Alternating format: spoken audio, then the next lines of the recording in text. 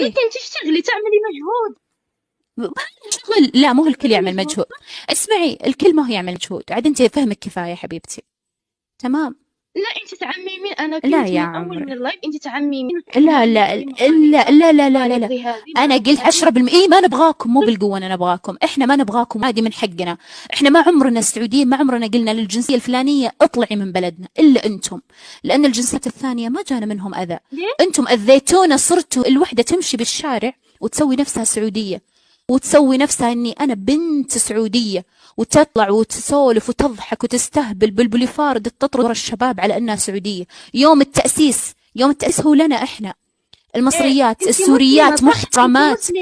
اسمعي لو سمحتي خليني ما تعلميني عن الاسلام.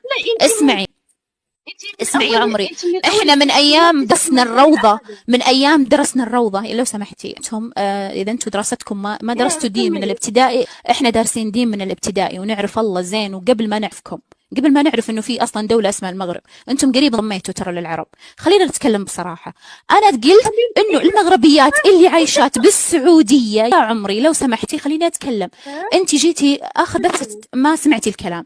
اللي عايشات بالسعوديه قلت عايشين من خيرنا، عايشين من خيرنا، ولا انت ولا هم اللي بالبث كلهم يقدرون ينكرون انه عايشين من خيرنا، سواء عملت مجهود على قولك او المجهود الثاني. بالاول والاخير عايشه من خيرنا احنا. تجين تشوهين سمعتنا ليش؟ على اي اساس؟ تشوهين سمعه بلدنا ليش؟ تشوهين سمعه بنات السعوديه. احنا طول عمرنا عفيفات شريفات معروفات احنا ايش وانتم ايش.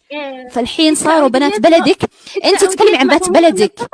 لا ما في بلد فيه الصالح والطالح، بس ما هو زيكم. انتم نسبة الفساد، انتم نسبة الفساد عندكم ما تتقارن بأي دولة، أي دولة عربية ما تتقارن نسبة الفساد اللي عندكم فيها. معليش على الكلام، معليش دقيقة. طلع شمعة انت ما بتحترميني هلا. انت فقط تتكلمي وتعممي. اسمعني، السعوديين 10% لو معصومين من الخطأ. حرية التعبير.